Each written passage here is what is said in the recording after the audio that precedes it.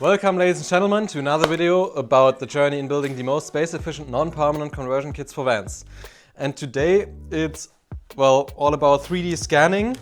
Actually, so far you already know we've scanned with this scanner from Shining 3D, the original Einstar. And well, you've seen in a few videos actually already how we used this. And now, a few weeks ago, I've met this company on the WorldSkills in Lyon and had a talk with them. And so they sent us their new model, the Einstar VEGA, which is in this box. And for us to test this use case in scanning vans. And this should be much more or much faster than the old one, and we don't need a computer anymore because it's all in one. I had this in my hands before at the WorldSkills for a few minutes, but I really wanted to test this in a van, in the use case itself, and not just on the fair in a few minutes. And I'm really curious, the field of view is much bigger than with the old Einstar, and so the orientation should be much easier and the scanning should be much faster. And well, to have this handheld without a cable connected to a computer and without having to actually carry the big computer with us should make life a lot easier. So I'll take everything out and well, we'll have to see if we actually have to charge it first or if we can start right away. It gets charged by USB-C obviously. And well, the tripod is probably for scanning with a little turntable, I guess, if you are scanning smaller objects. That's not for our use case, but it's nice to have. That's something the other one didn't. And here should be probably the reference plate, like in the other one. Oh, but this looks quite different.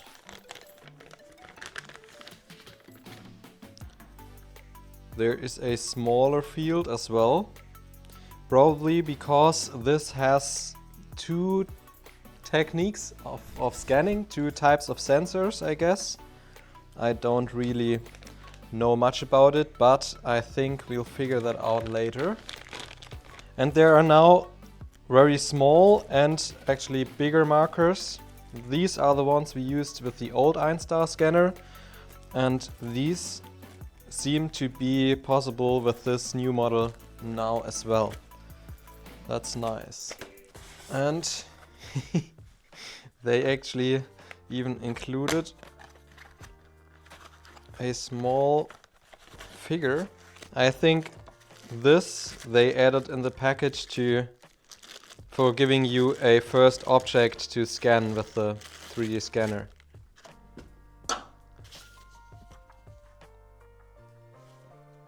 I have no idea. This is maybe for the reference plate. Is there any button? Here are some buttons. So probably maybe I have to push. No, there it is.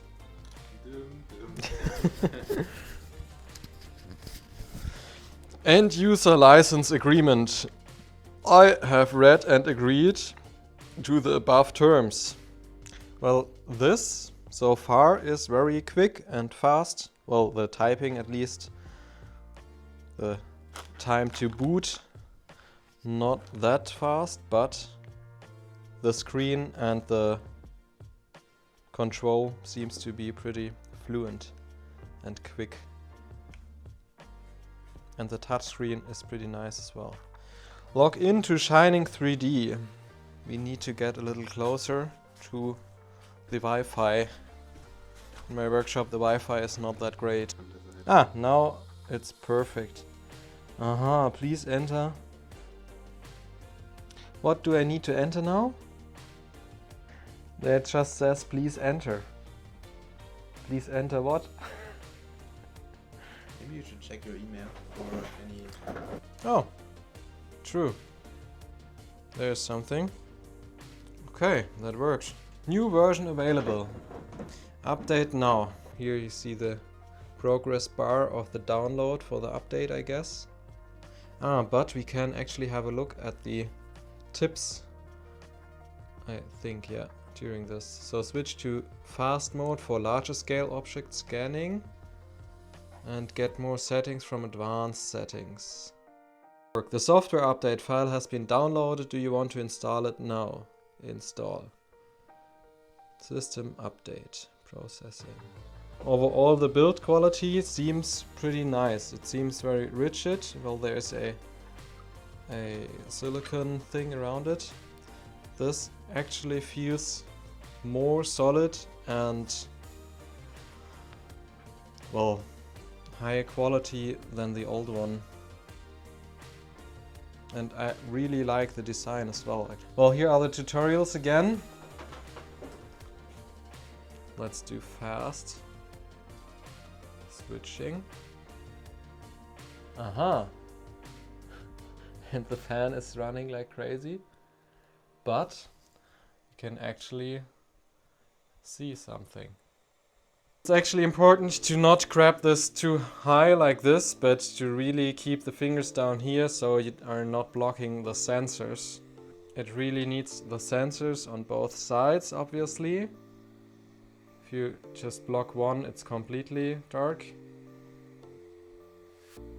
And there is a little indicator for the distance that we actually knew or know from the old scanner as well.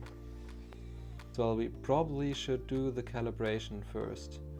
I guess we need the calibration board, but let's see if this gives us a step-by-step or a guide of what we should do. Please place the calibration board on a flat surface as shown and prepare the bracket for use.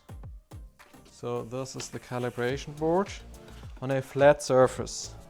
Let's just do it on the floor like this. Next, keep the scanner horizontally and contour it on the calibration board and move it up and down to eliminate all blue areas. Use the bracket to lift the calibration board as shown below. Oh, I understand. That's actually a nice thing. Before, with the original Einstar, in the calibration process, we needed to, well, raise it on a 30-degree angle according to the calibration board, well, roughly by eye. And this makes it with this much easier, I guess, and probably more accurate. So you can always just lift it straight and you move the calibration board instead with this at a pretty distinguished angle. That's a nice upgrade. Ah, okay. Please move closer to calibration board.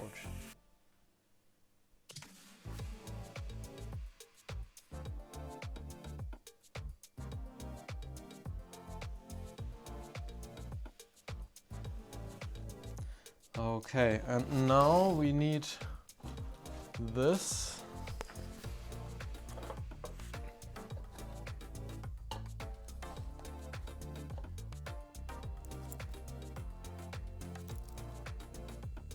Switching. Now it's switching to the fast mode.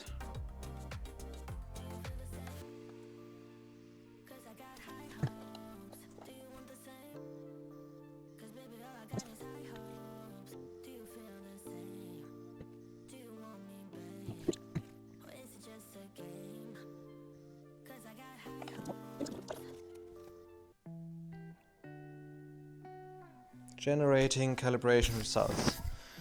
Okay. Nice.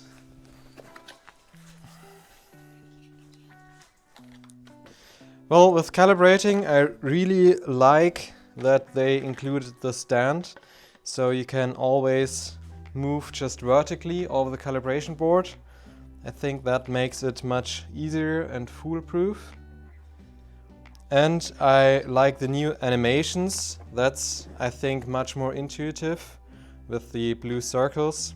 Calibration succeeded. Apply the calibration results. Scanner will reboot after application succeeds. Okay, applying. It's just a pretty small device compared to the big computer we used before. That's actually the thing I'm most curious about.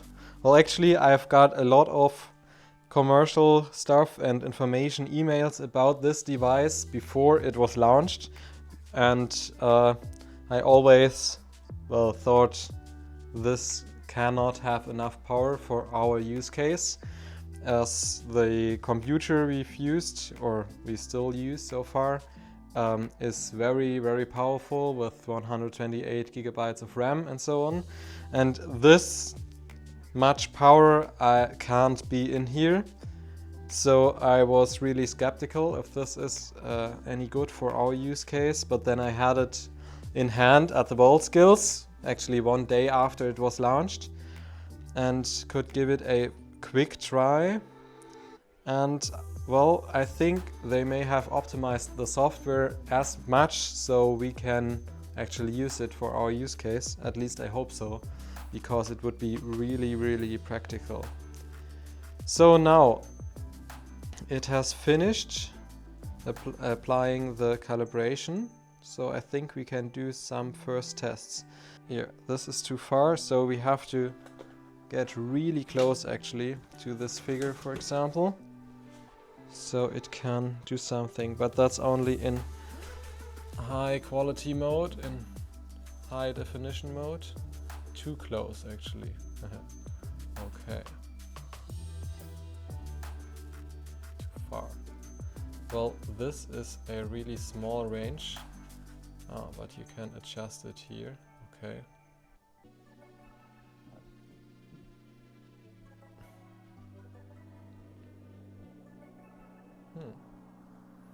Okay, let's test this.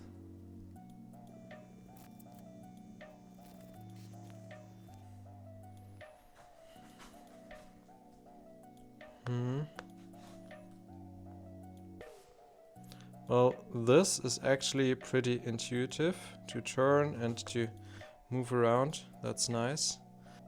This all looks pretty similar to what we've done with the old scanner.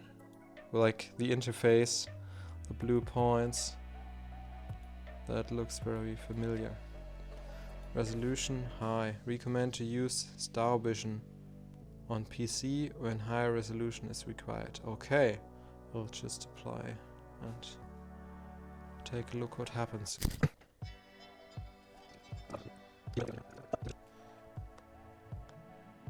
Oha! This actually looks much better than what I was expecting by the points. Well, there are still a lot of defects, but this was a very, very just quick scan with not ideal conditions. Okay. I'm wondering if they are actually showing all the points in the preview before meshing, or if there are not all the points, because the point density didn't look that dense before. What's probably a lot more interesting for us is the fast mode for bigger objects, as we don't scan these small things but whole vans from the inside. So let's check out this mode. The switching always takes a few seconds, but now it's done, and I can apply the distance, and that's just crazy. The field of view is so big compared to the old one. Settings: acquire texture, alignment mode, fast alignment, no, feature alignment, texture alignment, mark alignment. Let's stay with feature alignment first.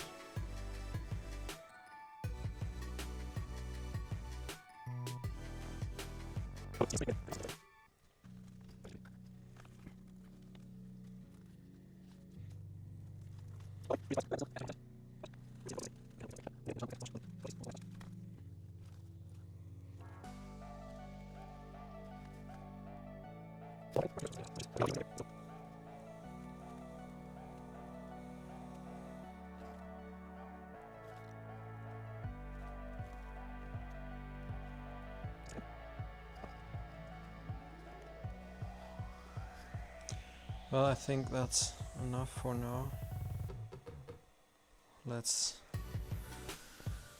see if it can post-process it and export it as STL.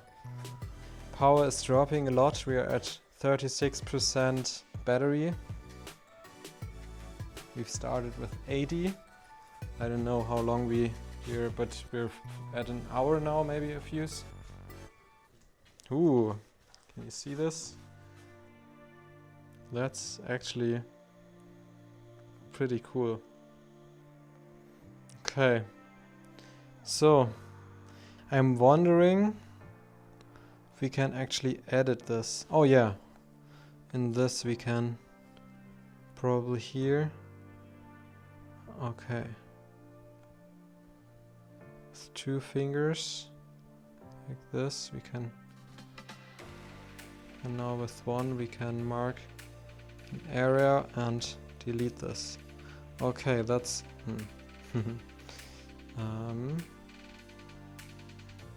unselect. That's nice. Okay, complete.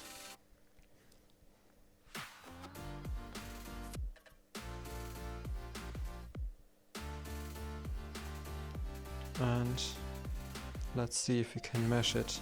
Well, resolution. Yeah, I think 2.4 millimeters is fine. Let's see. Well, this actually was faster than I imagined. It was about 5 minutes. That's pretty good. Take a look at this. You can see the sustainers and my bandsaw and my sander over here. How big is this model actually? Well, it can't be that big. Scan the QR code to view and download the model. That's awesome. It's 2.5 million triangles. That's pretty awesome. Can't wait to scan a van from the inside. But first we'll have lunch and we will recharge this as we're at 19% battery, and this won't be enough to scan the van from the inside. So we'll charge this, have lunch, and then come back to scan the first van with this. I'm really excited to do that.